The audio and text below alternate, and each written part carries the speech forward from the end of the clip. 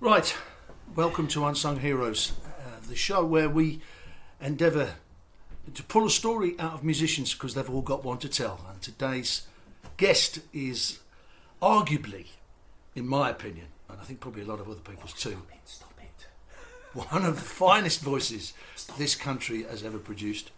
And he's got a CV to prove that very fact. Ladies and gentlemen, please welcome Mr. Noel McCALLA. Noel, how the devil are you? Yeah, I'm good, thanks. Good to see you. Good to see you. Paul. Now, Noel, I've been aware of you for a long time. I mean, I'll go back with you to the sort of late 70s.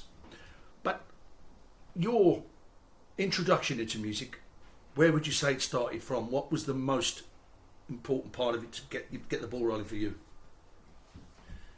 Wow, the important bit was that people had accepted that I could sing. Yeah. First and foremost, I suppose I didn't know I could sing. I just did it, and people would then tell me I was doing all right. Mm-hmm. And so really that's where I carried on. Yeah. But it was all pretty accidental. Sure.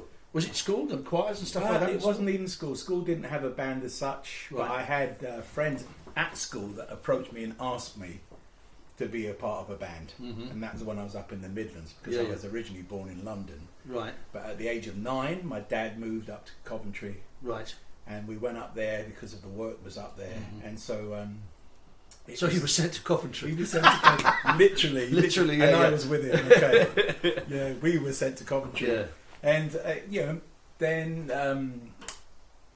we started doing it, and it just continued because people were sort of enjoying it. Mm. Mm. So, I didn't really choose it. I didn't choose music. It sort of chose me. Yeah. Knowing your musical influences based on the stuff you've sent me and reading your bio, did the church have a lot to do with influence of your music as well, to start with, in the early days maybe? Yeah, because my dad was a minister. Right. My dad was a minister. They came over as part of the Windrush. Brilliant. So like about 54. Yeah. I was born 56. Gotcha. And he held a ministry up underneath the ruins of Coventry Cathedral. There was a chapel down there. And That's so wonderful. People would wander by and poke their heads in and wonder if they were going to be engulfed if they were to walk down these stairs. I can imagine. Yeah. But we didn't have a choir as such. So it was just really watching the ministers and the people in the congregation, which is quite a small congregation, all kind of getting in the spirit. Yeah. So I would hear it and I could observe what they were doing, but it wasn't until I was about 9 years old that I then sort of just by chance got invited to go into doing a talent contest at 9 years old, and I got second place doing Shirley Bassey. Wonderful. Would you believe it? Yes. Was it golfing? My hair at the time looked like this, but like it was a mop that my sisters put on me, because I had like 4 sisters above me. And I still to this day, I'm holding upstairs somewhere 1966 Guinness Book of Records, which I won. Oh, wonderful. At that time. Wow, that's great. That's so great. It was the working men's clubs that really then, after that, kind of got me involved into music. Well, I mean, of course, in those days, as we know only too well, you could always work. Always. I mean, nearly all the musicians I've spoken to are of a certain vintage, and that scene at the time, you could literally work every night of the week if Absolutely. you wanted to. I actually earned money when I was up there. There you go. Came down there was like peanuts. Yeah, I know. It was so different because it was all subsidised by the companies up there. Yeah. Jaguar, Rolls Royce, they're all up there. Yeah. And so there was never a time when I was out of pocket. No, that's brilliant. At a very young age until then at 16. Yeah. Came down to London. And everything changed. Yeah. Okay, so you moved to London. Yeah. Was that a specific audition band that you thought, I'm joining that, or was it just purely let's see what happens? It was an audition, but not mine. Right. It was a saxophone player, Steve Tate, I think his name was, and he was part of one of the show bands that I was in called Sounds International. Right. And he was going for an audition in London, and he asked me if I just wanted to keep him company. He said, do you want to come along? And I said, yeah, of course. I haven't been to London, my home city, for ages. I'll come along, keep you company. Went to a rehearsal room. He went in and blew, because I think they originally were looking to have an instrumental band. Right. And he came out while I was kicking football with some of the guys I just made friends with, Sure. and said, "Come in and sing a song." And I sang "Ain't No Sunshine" by Bill Withers. It just shows you how many years that song's been around. Yeah, yeah. I sang that, and two of the guys walked out with their hands behind their back, sort of strolling over, says, "Ooh, do you want to join the band?" And that was it. And then within a year, we were signed to Epic Records. And that was Moon. That was Moon. Fantastic. That was Moon. Now we have a mutual acquaintance and work colleague, and who's been I can safely say it's a friend of mine for the best part of 35 years, and his name's Nicky Payne, of course. Ah, yes, yeah. Now he told me some wonderful stories about his time in Moon, and you got a deal. You're out on the road, and you're doing John Peel sessions as well. We did, yeah. I think our first John Peel session.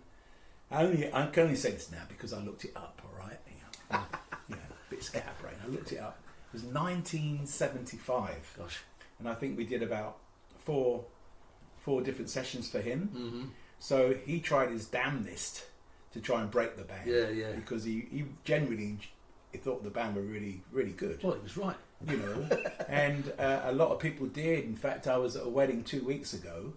And you got on your phone now, you got the Spotify, and you can get Jam, where everybody can put on something as and when they please. You Absolutely. know, I kind of heard this music in the background. I thought, that's me. Yeah, you know, I know. That's me. And this guy has put on the very first album Wonderful. that we did, which was what was it? Turning the Tide. No, that was the second. Second The second was something about hot.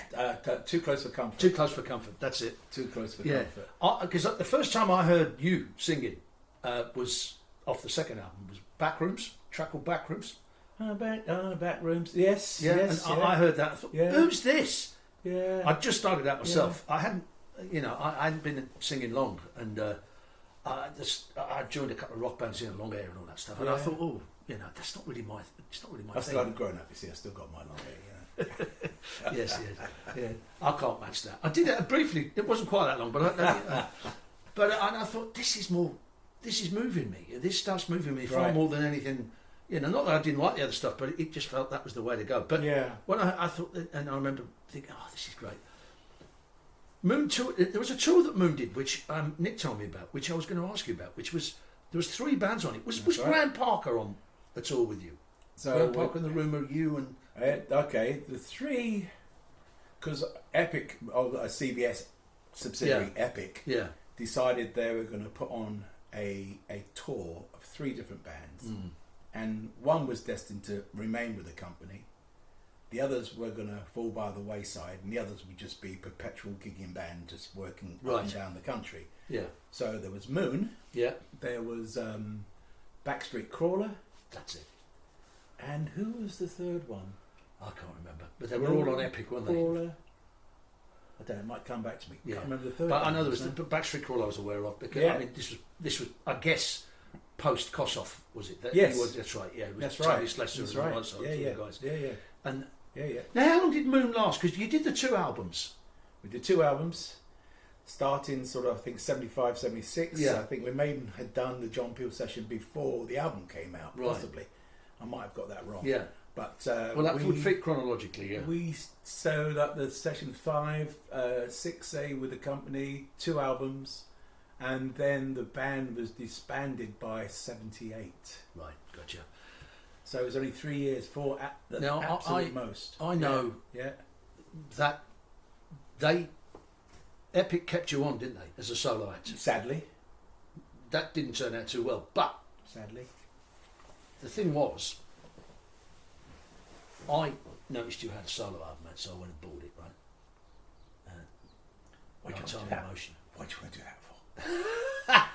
But what struck me with that album was I was looking at the people playing on it, and that was like the who's who of British session people at that time. It was, wasn't it? Which for you must have been quite a fillip in 2 ways, because I would imagine it was a compliment to you that they'd used all these great people. Trevor Arabian's a prime example, being the producer, and I know you did some stuff with him on his own as well.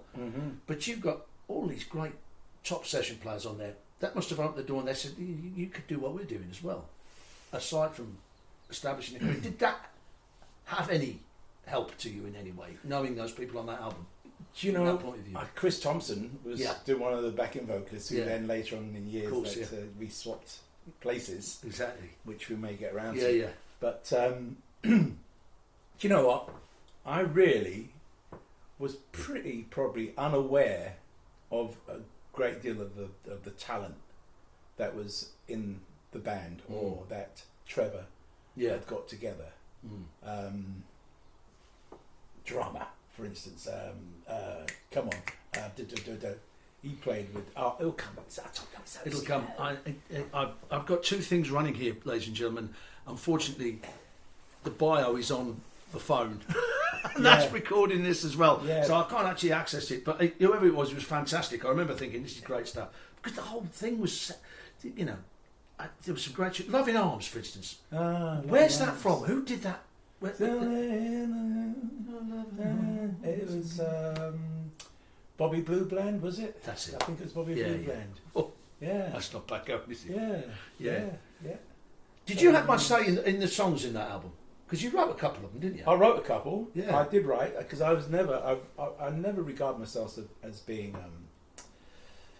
a writer. You know, I would just scratch around, but they were always better. In fact, we had exterior writers that were helping while Moon were together. Right. And so, you know, I left the craft to the people who knew the craft. Yeah, same here. You know, I'm the same. But I was dabbling. Yeah. I was just doing nothing but dabble, but I never really trusted anything I did. I always needed to take it to somebody to bonify whether it was anything decent or not. I can totally and completely relate to that. When it's not your first, your voice, you're singing, you can trust yourself. You know, that's what you do. That's your tool. Yeah, that's your power. That's right. Songwriting, it's a different discipline. It's completely. such a massive discipline. Yeah. You know, so like not having the knowledge of chords and progressions. Yeah. And all that, which I've never had, because I've never regarded myself as an instrumentalist. No, I've always had people around me doing that absolutely beautifully. Yeah. So when it came to writing anything, I never really trusted my ability. But I was given the opportunity to have a go at putting a couple of things on there. It's normally groove-based stuff, and you know, that's probably the way it's remained. Sure. Anything that I've done writing is concerned, it's kind of groove-based. Yeah. It's just chilly. Yeah. Chills out. You know what I mean? Well, I know we're jumping forward a bit, but that I've been listening to your most recent album coming up here, and that is evident in that album. Yeah. Yeah. They keep you on at Epic, and then they put this album out, and it didn't get enough promotion by any stretch of the imagination, in my opinion, because there's some great tracks on there. I mean, House Party should have been a hit, but hey, you know, we know the vagaries of the music business. We understand how difficult it is. Yeah. If they ain't getting behind you or they don't believe in you, you're just another number and a tax dodge or whatever. Well, absolutely. I was pretty disheartened anyway. Yeah. Don't mind me jumping in there. No, not at all. I was pretty disheartened excuse me, at the time, because of the progression of Moon disbanding, and then sort of almost being told, "Oh, we only wanted you anyway." It kind of dishonoured. Really, the whole reason why it was all put together. Yeah. You know, and then not only on top of that, they tried to hold something over me, which then kind of me as a young man thought, what the hell am I getting myself involved in? Why did I ever start this in the first place? So the only way I got around that was to say, I swore to myself, I'm never going to sign again to anybody. Gotcha. You know? Yeah, it's a shame that, because I you know, it's ironic. It's funny how this world we live in, the musician world. How many 6 steps? I've said this before. You're sort of 6 steps away from being in the same room as somebody, you know. Because I had a manager in 1987 that was looked after a guy called Paul Young. His name was Jed Doherty. Right. Who went on. The reason I mention is because he went on to be the MD at Epic Records. Oh, right. Yeah. So that okay. It's ironic, you know. I was only with him 6 months, and okay. I think that was you know, that was when I was younger, and I thought I was going to be a pop star, because you think, oh, signed up by the, you know. Yeah. That opened my eyes. That really opened my eyes to how it works, you know. Anyway, that's another story. That's not about me today, but and I bought the album. Then you did a wonderful cover of which I think originally was done by the Four Seasons. but it was a northern soul classic called Begging. Begging you. Yeah, absolutely. It was an EP. Yeah. Wonderful song, you know. Forgot about that one. Yeah, Forgot about that. Yeah, that's the one. Yes. So I bought the single, but it was an EP because you had Ain't That Peculiar on there. I can't remember the other two tracks. Yeah. You know, and I thought, this is great. Because by this time I thought, you know, I'm the number one Noel McCALLA fan in the country. I'm not, but you know what I mean? For me, you weren't just, you know, this is not blood smoke up your proverbial, but at the time, you know, I'd only been singing for like 2.5 years, and I was trying to find my voice. And what I was hearing from you was somewhere where I thought, you know, you can go down that road if you really want to, you know. But they're just great records. I just loved them, you know. And then I moved to London in '81. And where from were you up in Wolves? I'm Wolverhampton boy originally. Yeah. So I moved to London in '81. And a year later we got a deal with Magnet Records.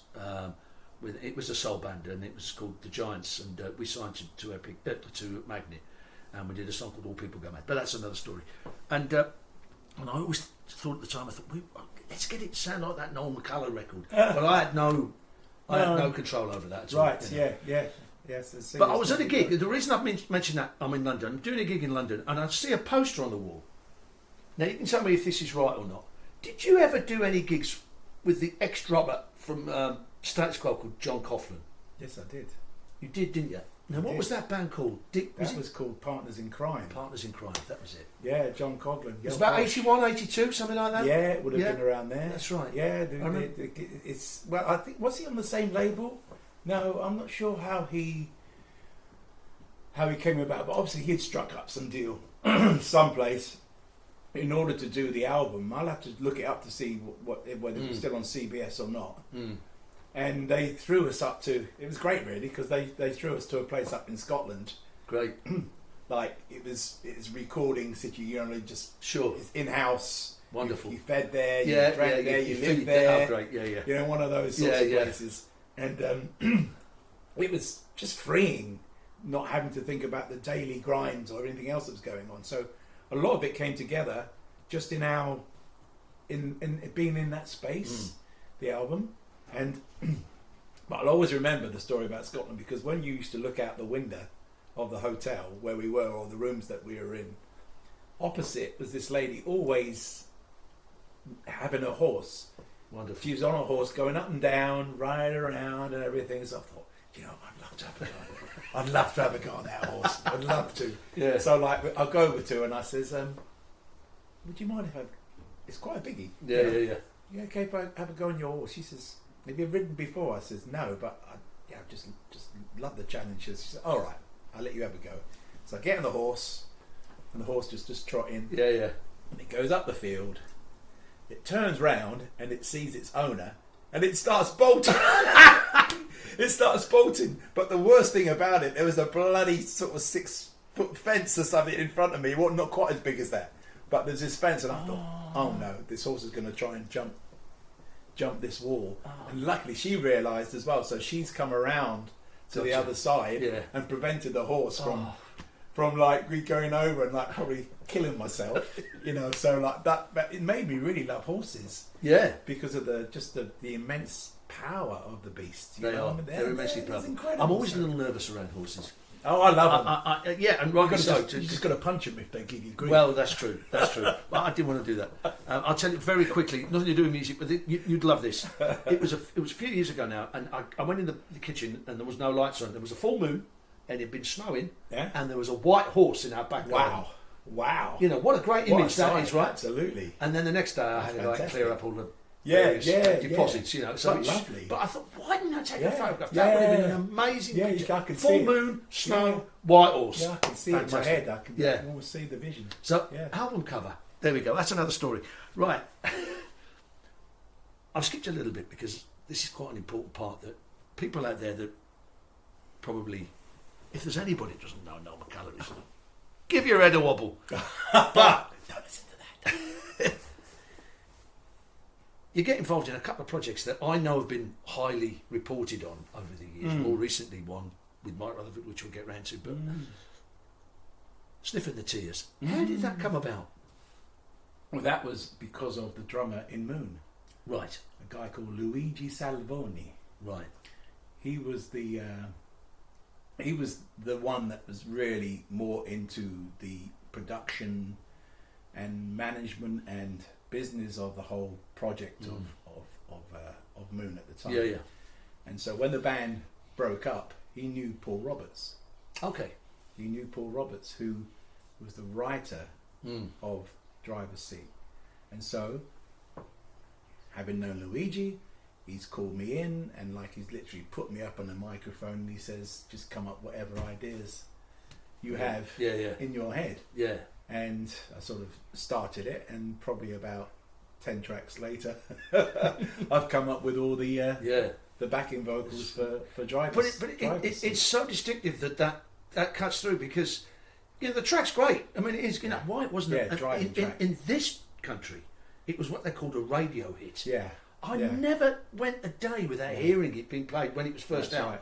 Yeah. But it never charted. It might have charted in the top 75, but it never got in the top 40. No, it baffled the hell out of me. Yeah, it did better in other areas, didn't it? I think it did better more in Europe. That's right. And things, but you can still go in there. And you can have people on YouTube. You can still have people commenting about that track. Yeah. Might only be a month ago. I know. Where it's that one-hit wonder. Yeah, but your contribution to it makes the track. I mean, the song's great. Don't get me wrong. Yeah, they were sweet, but it's them answer thing. I mean, no, it just it's a contrast. Yeah, it's that's the whole point. How he sings. Yeah, exactly. And then what's going on? Almost like the Soul Sisters. Yeah, but it works. But it works. Yeah, it did work because he's quite bland. And, he just delivers the song.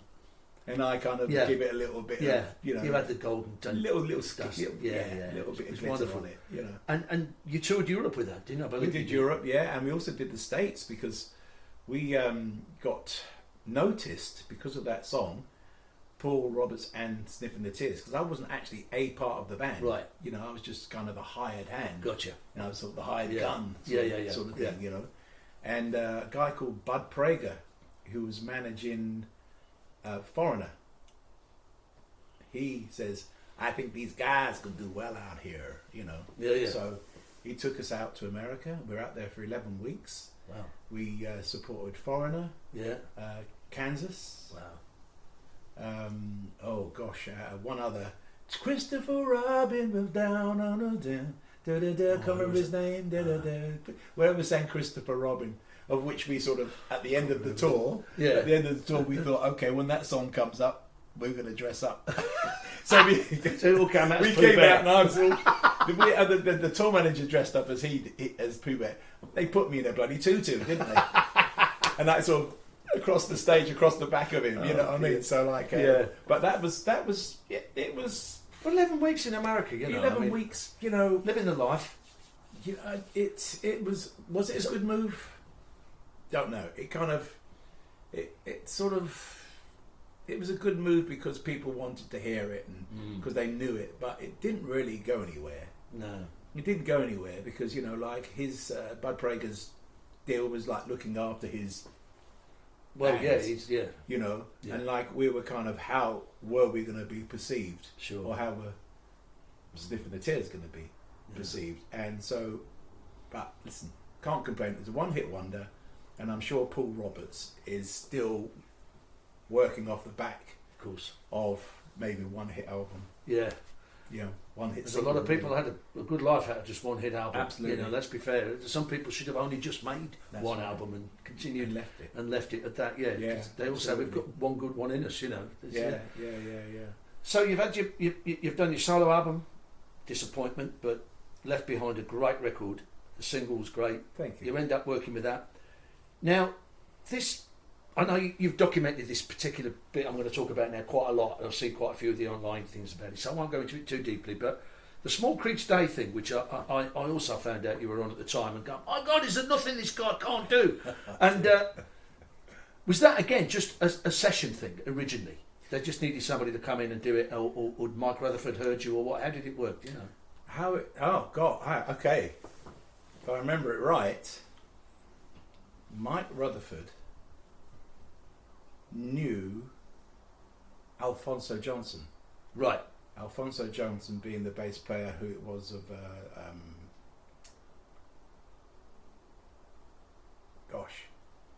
That's another name that will come back. I don't know.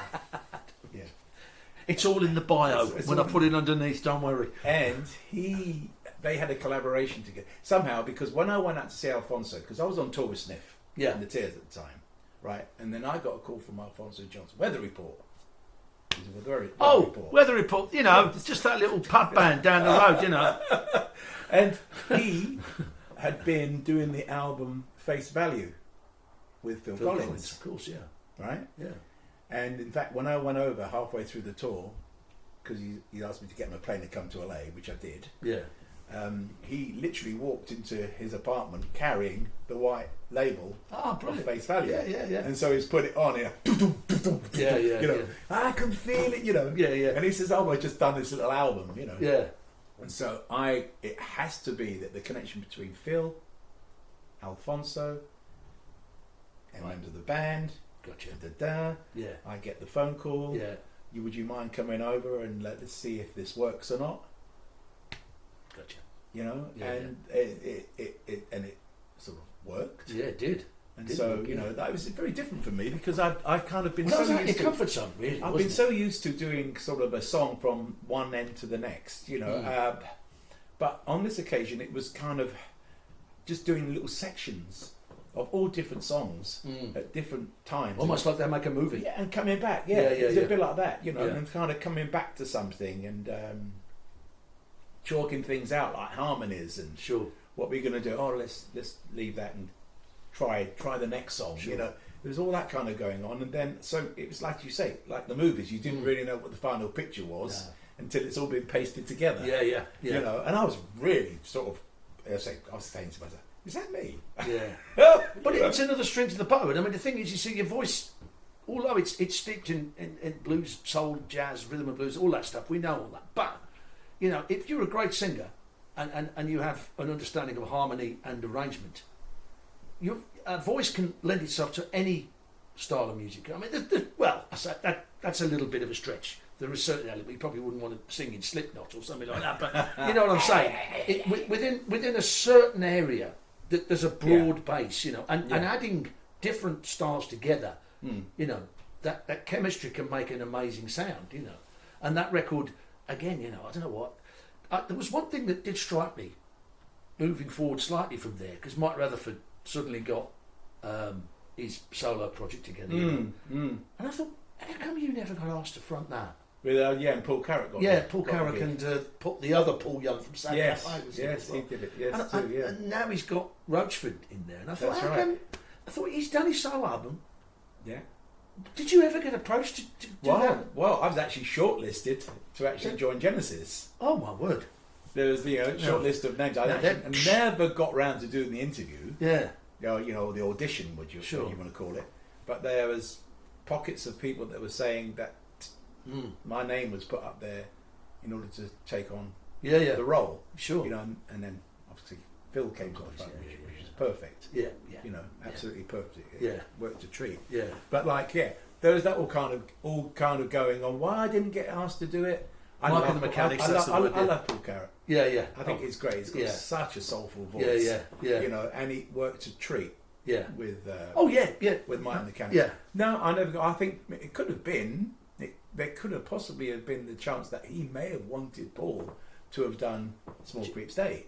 Ah, right, okay. You know, but maybe he was so tied up with what all his successes that he was having at the time, that's right, that he couldn't take the role. So I might have been like, you know, phone call number 2. Yeah. You know, and it worked. It just worked. Yeah. You know, it would have been different. Yeah. And then he went on to do his second album, and he chose to do the vocals himself. Well, it's his album, I suppose. He acted very strange. Really? That's because the album's called. Oh, it's called. Oh, my God. Love it. Yes. Yeah. Well, he's a nice, you know, well brought up boy from went to Charterhouse and all that stuff. That's right. He did. You know, it's very. Yeah. But he sort of dismissed it, which is quite sad. Yeah. You know, I think too many people in his mind were referring to it as being a sort of Paul Genesis, if you want to call it that. I guess. You know, I think that kind of cut to him a little bit. So like he never ever considered taking it taking it out on the road. I know, yeah. That was on such Making It Live, and it got such a as you say, to this day, people still talk. Oh, absolutely, still, kind of put up little ads about that album. The album is an unsung hero, as you know, and your work in it is phenomenal. And you recently did some shows, I believe, a couple of gigs. I did, playing that set. Who was in that band then? Who was involved in that? It was an American band. Oh. The name of the band was Rockin' Horse Music. Right. I think they're out in what part of America, I can't remember. But like, he was a prog rock artist. Yeah, yeah. And he absolutely loves anything by Genesis. He loves everything. That's their bag. That's what they do. Yeah. And it just goes to show everyone that if you pick up the phone and you ask someone to do something, you never know how it's going to come out. No. You just have to be brave enough. You have to have a bit of faith. Yeah, you have to have a bit of faith to pick it up and say, I wonder if, and I'll try and get to talk to him directly. And like, he sort of had this vision about wanting to almost like remaster the album. He wanted to kind of get hold of it and like bring it to the fore again. Which wasn't being done. Yeah. And so like, consequently, he's asked me if I would be interested in doing a little cameo with his band, because they were promoting an album at the time as well. They were working with a keyboard player, what was his name? And Phillips. Oh yeah, that's right. He was on the record, wasn't he? And he was originally in Genesis. That's right. Very early on. Yeah, that's and they were doing some of Ant Phillips' songs. And so I thought, if we're doing that, then why don't we give Noel a call to see if he'll do a bit of this? Yeah, absolutely. Yeah. And so like, and that's how it came about. So we played at this place called Trading Boundaries. Yeah, I know. I played there. And it's a really fantastic place. It's not just a music venue. It's a great restaurant, and it's kind of got all this magnificent furniture. Yeah. And what's the guy that did the Yes covers? Well, that's Roger Dean. Roger Dean. Yeah, he's got an office upstairs. That's right. Yeah. Wonderful. Everywhere you got like 10 grand's worth of art in the dressing room. Yeah, that's true. With all this nice food flying all over the place. Yeah. I did a show there about, I think, 2017 or something like that, and it was the Joe Cocker show I was doing, and we went upstairs for a meal, and then they said, "Oh, this is where Roger Dean works," and we looked like, "Oh, that's the House of Topographic Oceans. That's Relayer. That's Uriah Heep's." And they were all there around you. That's right. We had one literally on the back wall. Yeah. And they've got chairs kind of up to it, and what I mean. And eventually, like they saw better sense about it and took it down. Yeah. Eventually, you won't find it there now. No. But that's how we ended up recreating, wonderful, reintroducing the songs from Small Creeps Day. So we did about four of the songs, and people loved it, and I was pleased that I was still able to sing them in the same key after 40 years. That doesn't surprise me. You can get some little bits. You can get some little bits online. Great! I'll have to look that up. I shall look that up because on YouTube and stuff. So this you've done Sniff, and then. Early to mid 80s, you were going out with your own band by this time, if I remember rightly. And I did. Yes, what was there? Was it the Noel McCALLA band, or did it actually have a name? We called it McCALLA. Right, got it. Yeah, we just called it McCALLA. It was kind of it was nice to do, because it was nice to have something under your own name. Like doing what it was that, so people could discover your flavour. Yeah. Because people will always associate you with what they know you have done. Of course. And always sort of expect to hear somewhat of that if they come and see you, Absolutely. But that makes it such a challenge, because, who's he? Who's Fred Bronx? Yeah. Oh, totally, I mean, the thing is, I think the problem is sometimes, and this is going to sound completely ridiculous, but it's actually, in the business we're in, it is actually true, is you can be too good. You can literally turn your hand to what most people ask you to do. Yeah. And pull it off to a very high standard.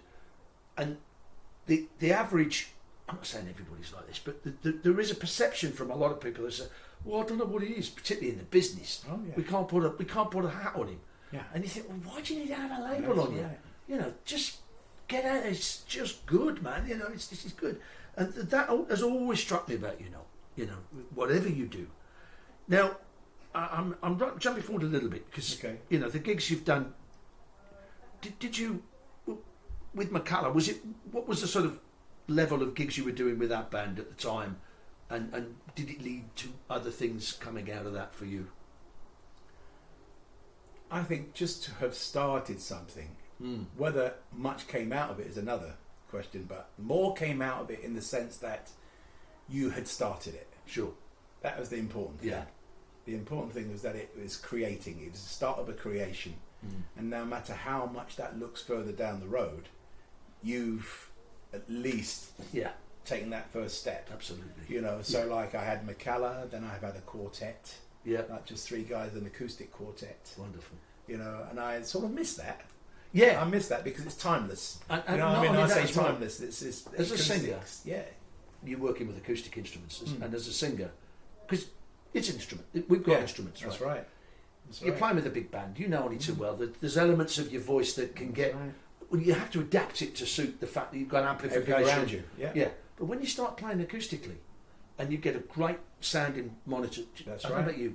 Do you find that with your voice you can sing quieter? You can use the head voice, the full voice, all the little tones, the breathe, everything just suddenly sounds massive. I always say to myself, I've got one coming up this Saturday. In fact, brilliant. Yeah. Well, we'll plug all the gigs coming up in a bit. That's and like I'm thinking, since my last gig, I'm thinking, when is my next one?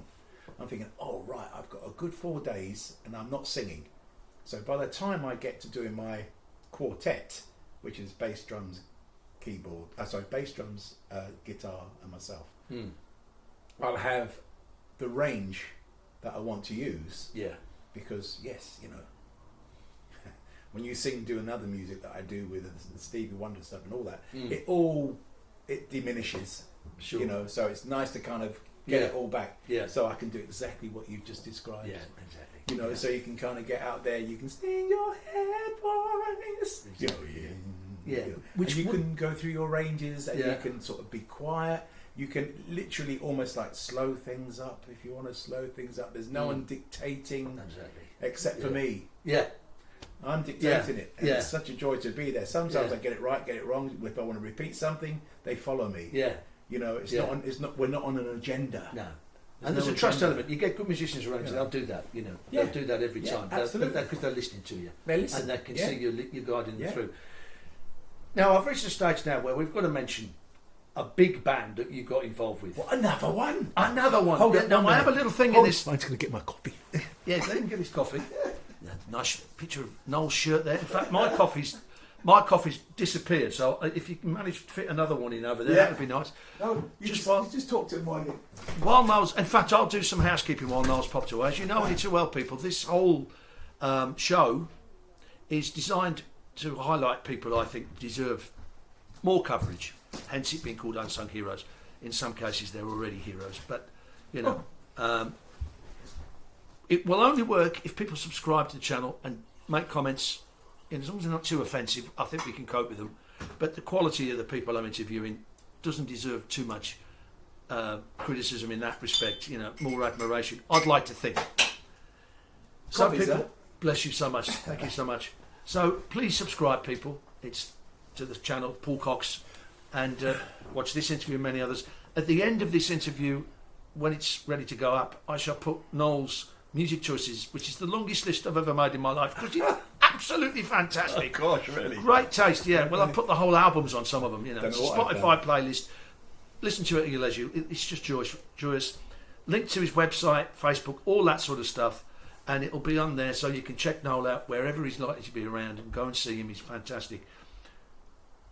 How did you get the gig with Manfred Mann's Earth Band? That's what a lot of people would want to know. Because I've just been out with 2 days ago, I went down to Windsor to see the Manfreds with Paul Jones. Now, the reason why, of course, I went to see Paul is because they're asking me to go out on a tour with them in October, November. Go and see it. So, Noel's on it. But the reason why I got the call from Paul Jones is because the association with me working with Manfred Mann's Earth Band. Yeah. I had my own band, McCALLA, Yeah. I mentioned, playing down at the Blue Note. Yeah. I think it was called the Blue Note, Hoxton Square, I think it was. Yeah. And this scrawny geezer came up to me during the break, and he says, I'm doing this album. And I says, oh, interesting, I didn't know who the hell he was. So I'm doing this album, and I think your voice would suit it. And I says, oh, great. I says, what is it? He says, it's a cross between African and North American Indian melodies. I says, that sounds really nice. And I says, okay. Then I asked him his name. He says, I'm Manfred Mann. I says, what, the Manfred Mann's Earth Band? He says, yes. So I went, blinded by the light. And then I asked him, what's the second line to that song? Because I can never figure it out. Something like wrapped up like a deuce. That's you know, it. the Mann and that's right, because I never knew the Springsteen version. Yeah. You know, and that's how it happened. He literally, during the break, he mentioned that, and he says, can I get your number? I says, fine, yeah, not a problem. And then he's called me back to do the album, playing his music. It's I really like the album. It's very, very the departure of what he's doing now and done in the past compared to this. And that was the time, I think, when Manfred Mann was sort of splitting up. Yeah, yeah. You know, in '91. Yeah, you know. Yeah. And so I got to this point where he then said to me, he said, "Do you think you can sing 'Blinded by the Light'?" And I said, well, I'll give it a go. So I ended up singing it, and he says, great, you've got the gig, because Chris Thompson was about to leave. You know, Chris Thompson was about to leave. Yeah, yeah. And I thought, oh, that's interesting. So the first year we went out on the road, Chris Thompson was in the band as well, so it was both of us. Oh, right, okay. Both of us for the first year. Yeah. You know, and then he made his departure, and I continued. Think it would only last maybe a couple of years. You know, 18 years later. See the world? Saw the world with that band? Well, we saw mostly Europe, really. Yeah, I have still, to this day, have not been to the likes of Australia, Japan. You know, it's been more the sort of Scandinavian, Germanic regions. Yeah, yeah, yeah. You know, because you still had a big following out there. Yeah, we did Russia a couple of times, Ukraine, and You know, so he still is doing that to this day. Still, I don't know how often he goes out, because he's not. Probably about 85 now. 86. I was going to say, he's getting on a bit, isn't he? Yeah, bless him. But he's one of these people who doesn't look to get any older. No, he's kind of that sort of chap. Yeah, I know. He's quite lucky. Because I've watched quite a few clips, and of course Mick Rogers is still on board, isn't he, with it as well? He's still there. Oh, yeah.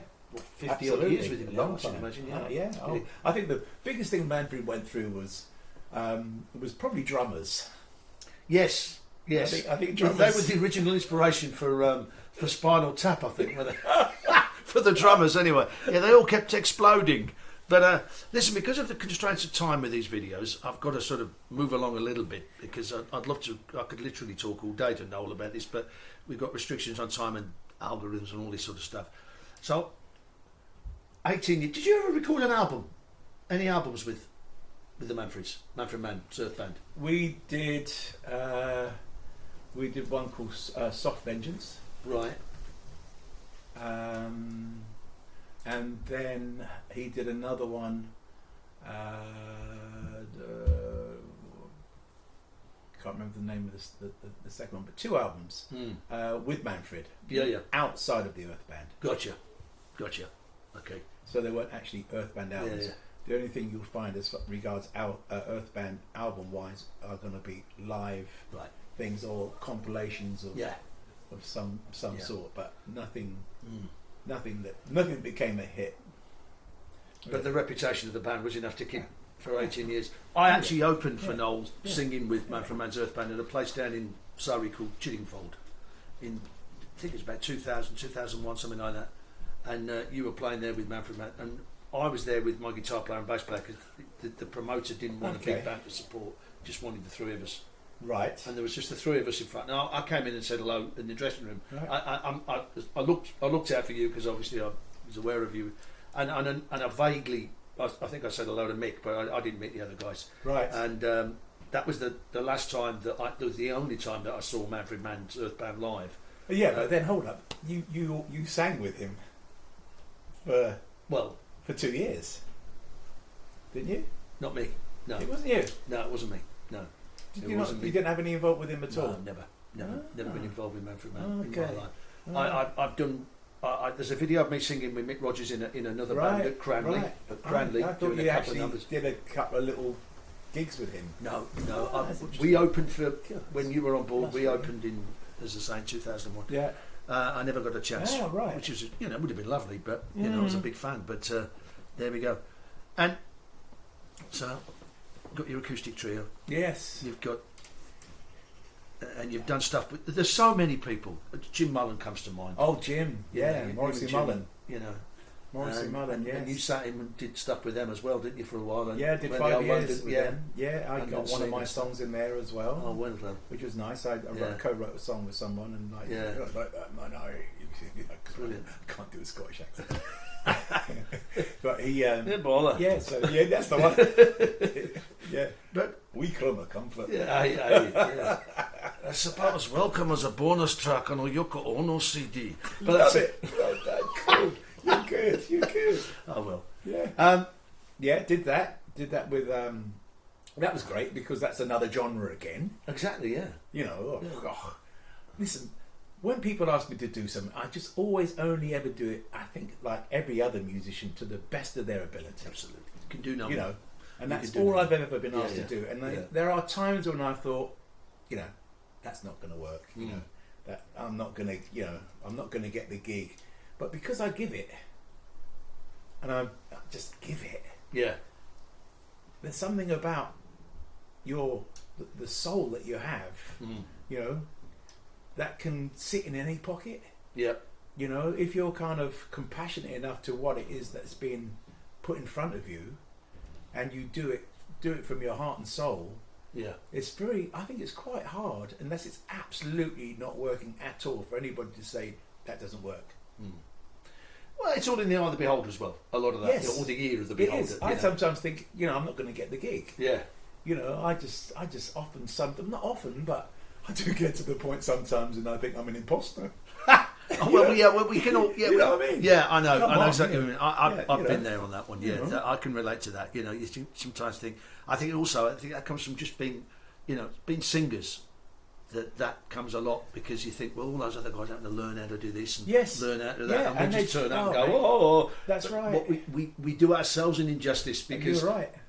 They would probably say, you carry your instrument with you everywhere you go. Yeah, that's right. So you can't really deny that. Yeah. I'm going to jump forward a little bit because of the constraints of time. Yes. It's no offence. Right. It's no disrespect to you. So that boring, you know what I mean? No, don't be silly.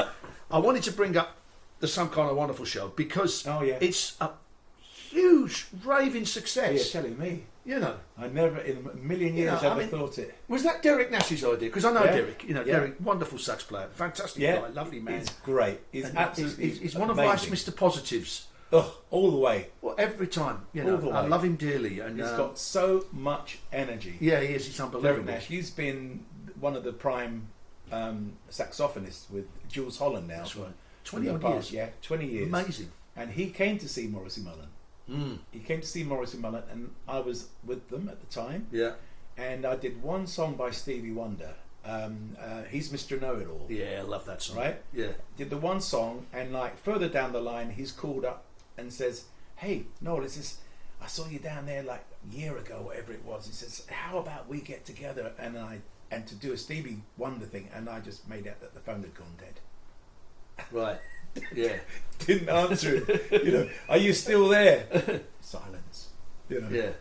And I said, Derek, only an idiot would try and do Stevie Wonder show. Yeah. It took him about 2 months. Yeah. To convince me to have a go. Yeah. I did it, and I still wasn't convinced. The only thing that convinced me that it was going to work was how the audience reacted to it, Yeah. But the saving grace, praise the Lord, is that it wasn't just me. We got great guitarist, great drummer, great bass player. I've seen it. We got everybody combined. Fabulous just players. like Nick France on drums. Yeah. Tim Cansfield guitar has been with with the. I'll tell you a funny story about Tim.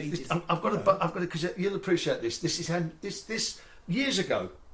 I did one gig with Tim, and the bass player had put together this 4-piece band. He had bass, drums, 2 guitars, and me. Right. Okay. He said, we've got a function gig in Liverpool. It's mid-90s. Function gig in Liverpool. He said, I thought, great, we'll use function. We'll do a bit of whatever. He said, yeah, we're going to do loads of Earth, Wind and Fire. Oh. I said, what, with 2 guitars and bass and drums? I said, yeah, good luck with that. I said, and we did it. Yeah, I thought, yeah. Fantasy. And I thought, what? I said, no, this ain't going to work. We tried it, and Tim was playing guitar. That's why I mentioned it, because and Tim, Jonathan Noyce, bass, Jethro Tull. Yeah. So like all these Neil Angilly, keyboards. All these guys have come from all their fractions, and the common denominator is Stevie Wonder. And it's a wonderful show because they all want to explore what he's doing. So we're now in our 9th year. Good heavens! And we've got a promoter that's kind of taken us on, and scattering us up and down the country, which is really good. Yeah. We did Coco for his 75th birthday. I think it's 75. Was it 74 at the time? And it was a packed house, over 1,300 people. Wonderful. And it's a great show. It's a great show, and it just works. Yeah. Exactly. When people say to me.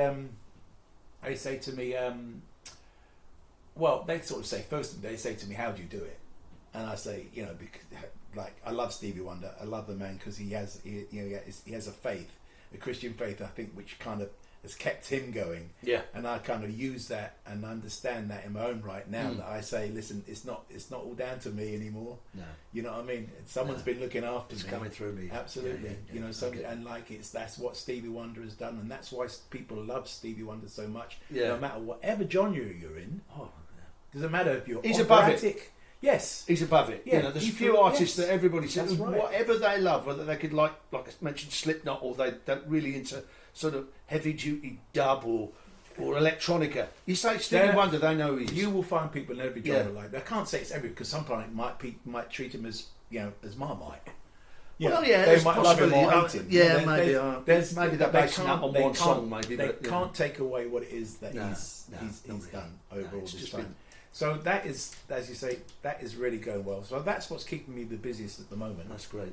Doing that. So you've got shows coming up with Some Kind of Wonderful, and you've got a tour with the Manfreds in October. October, November. Do you know what songs you're singing in that yet? I've taken on 2 of Mike Darbo's. Right. So you're going to do Handbags? I'm going to do Ragamuffin Man. Yeah. No. Fox on the Run. Yeah.